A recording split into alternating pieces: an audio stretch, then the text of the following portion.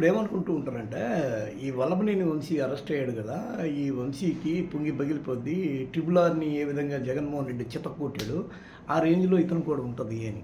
నిజానికి అయితే వల్లభనేని వంశీ టీడీపీకి చేసినంత మేలు ఎవరు చేయలే. కారణం ఏంటి అంటే అసలు ఏదైతే ఈ లోకేష్ యొక్క జన్మరహస్యం ఉందో, ఎలిమినేటి మాధవరెడ్డికి ఇతను పుట్టాడు, చంద్రబాబు అనేవాడు బయట తిరుగుతున్న సమయంలో ఈమె ఎలిమినేటి మాధవరెడ్డిని చేసింది, తద్వారా లోకేష్ పుట్టాడు అనేది ఒక పెద్ద బాంబు వెళ్ళి. ఒక రకంగా చెప్పాలంటే ఈ బాంబు యొక్క ప్రకంపనలు తొలి సెంటిమెంట్ ఆయుధంగా మారింది టీడీపీకి. అసలు ఆ టీడీపీ అనేది ఆ రోజుల్లో బీభత్సమైన సెంటిమెంట్ని డ్రా చేసుకుంది. చంద్రబాబు ఏడ్చాడు, తద్వారా భువనేశ్వరి మాత కూడా చాలా తీవ్రంగా కలత చెందింది. ఆమెను కూడా అడిగారు. లోకేష్ అయితే అసలు వాళ్ళ మీద ఇక్కడికి గర్జి పెట్టుకున్నాడు అనే టాక్ వచ్చింది.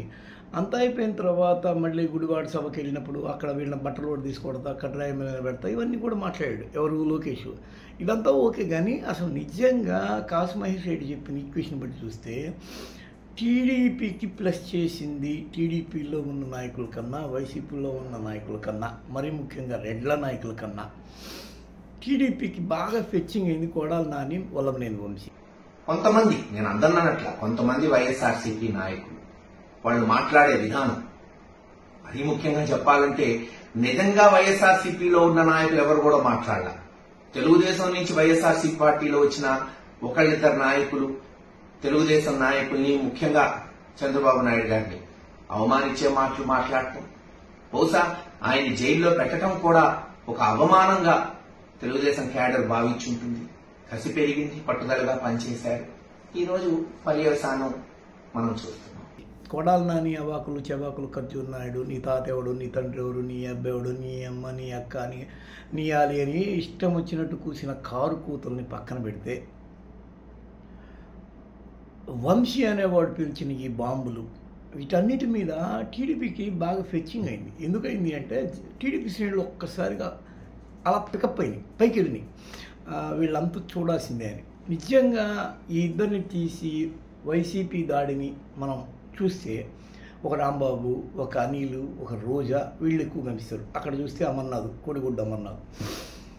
వీళ్ళది ఒక రోజా కొద్దిగా, అనిల్ కొద్దిగా తర్వాత ర్యాంకర్ ఉంటుంది. కానీ కొడాలి నాని, వల్లభనేని వంశీ రేంజ్ కాదు వీళ్ళది. అంటే ఓవరాల్గా ఇక్కడ రెడ్డి కమ్మ అని 2 విభాగాలు ఉన్నాయి. ఈ రెడ్డి కమ్మ విభాగాల్లో సరే ఇంకా అనిల్ అంటే యాదవ్ ఉన్నాడు, అతను చూస్తే కాపు అనుకుంటా, అమర్నాథ్. అయితే ఈ విభాగాల్లో కమ్మ సంబంధించిన కొడాలి నాని, వల్లభనేని వంశీని వీళ్ళు అట్రాక్ట్ చేసుకోవడంలో అద్భుతమైన అటాకింగ్ మోడ్ ఏంటంటే వాళ్ళ మీద నుంచి వాళ్ళ ద్వారానే కమ్మలను కొట్టేయాలి, చంద్రబాబుని, లోకేష్ని కొట్టేయాలని స్ట్రాటజీ, జగన్ స్ట్రాటజీ. కానీ ఈ స్ట్రాటజీని టీడీపీకి పనికొచ్చినట్టుగా వైసీపీకి పనికిరాలి. ఇదే నీకు కాసు మహేష్ రెడ్డి చెప్పే మాట.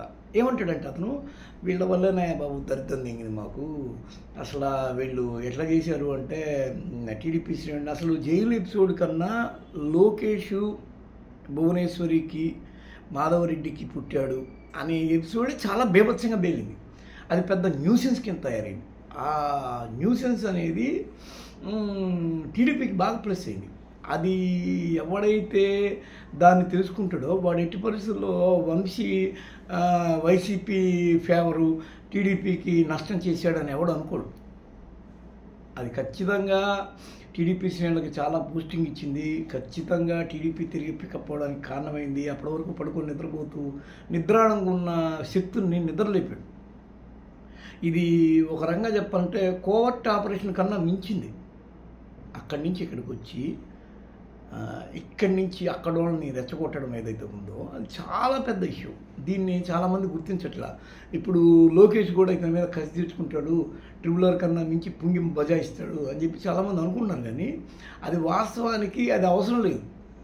సరే, ఇంకా వల్లభనేని వంశీ అనేవాడి ఖాతాలో చాలామంది ఆశలు ఈ రోజున నెరవేరే అవకాశం ఉంటుంది. ఆ రోజున సిపి వీరాంజనేయులు, తర్వాత రాజేంద్ర ప్రసాద్, ఇదే టీడీపీ లీడరు, తర్వాత ఇప్పుడు సత్యవర్ధన్ ఎస్సీ ఎస్టీ, ఇతన్ని కూడా కింద మీద చేస్తున్నారు. ఇతను గతంలో టీడీపీ ఆఫీసులో పనిచేశాడని ఇతను అడ్డం పెట్టుకొని ఏదైనా చేద్దామనేది ఒక ఆలోచన. ఇది పక్కన పెడితే ఇంకా చాలామంది లోకేష్ అసలు చంద్రబాబు ఎప్పుడు లేని ఏడ్చాడు. భువనేశ్వరి మీడియా ముందు ఏంది ఇలాంటి మీ మీద ఆరోపణలు వస్తున్నాయంటే ఏం చెప్పుకోవాలి అర్థం కానీ ఒక మహిళకి అలాంటి కష్టం ఎవరికి పగవాళ్ళకు కూడా రాకూడదు. అలాంటి దుస్థితికి ఇతను తీసుకొచ్చాడు కాదంట్లా. కానీ అవంతా టీడీపీకి ప్లస్ అయినాయి అనేది కదా ఇప్పుడు సబ్జెక్టు. సరే అది లోకేష్ కావాలని చేసుకున్నాడా అని అంటారు.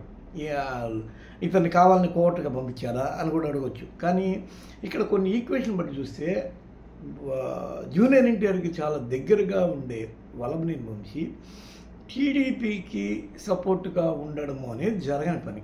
ఎందుకంటే కొన్ని ఈక్వేషన్లు కుదరవు.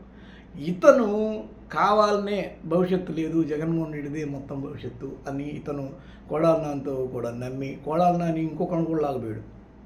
ఆయన ఎవరు? రాధా, వంగవీటి మోహన్ రంగా కుమారుడు. అతను ఎప్పటికీ రాధా. సరే దానితో అతనికి లాభం జరిగిందా నష్టం జరిగిందంటే మొత్తానికైతే ఇప్పుడు అధికార పార్టీకి మద్దతుదారుగానే ఉన్నాడు కాబట్టి ఆయనకు వచ్చిన ఇబ్బంది లేదు. వాళ్ళ చెల్లి ఆశాలతో కూడా ఎక్కడి నుంచో పోటీ చేస్తుంది గోదావరి జిల్లాల నుంచి అన్నారు. జరగల. వైసీపీలోకి వెళ్ళి ఆయన పద్మనాభరెడ్డి ముద్రగడ ఆయన తప్ప ఇంకెవరు వైసీపీకి రాల కాపుల నుంచి పెద్ద గొప్పగా కొత్తగా. అయితే అది వేరే విషయం. అయితే నాని ట్రాప్లో అతను కూడా పడబోయాడు, జస్ట్ మిస్ అయింది. అలాగా ఈ రోజున టీడీపీ మాత్రం ఉంది అంటే కొడాలి నాని వల్లభనేని వంశీ వీళ్ళ జంట, ఈ ద్వయం వల్లే అక్కడ టీడీపీ శ్రేణులు విస్తృతంగా అలర్ట్ అయ్యి ఎలాగైనా సరే పార్టీని కాపాడుకోవాలి, ఎలాగైనా సరే పార్టీని గెలిపించుకోవాలి అనడానికి ఇతను ఒక కీ. ఇతన్ని ఇప్పుడు కొట్టి చిత్రవధ చేసి ఒక భారీ ట్రీట్మెంట్ ఇవ్వడం కన్నా ఇప్పుడు ఏముంది, ఇప్పుడు అరెస్ట్ చేస్తే ఏముంది, అతను పోయి బెయిల్ మీద బయటకు వచ్చేస్తాడు, అది పెద్ద విషయం కాదు. కానీ ఒక ట్రీట్మెంటు జరుగుద్ది, ఈ RRR కన్నా మించిన ట్రీట్మెంటు అని చెప్పి చాలామంది అంటున్నమాట. కానీ ఆ ట్రీట్మెంటు అవసరం లేదు, ఇతని వల్ల టీడీపీకే ప్లస్ అయిందని నేను అంటున్నా.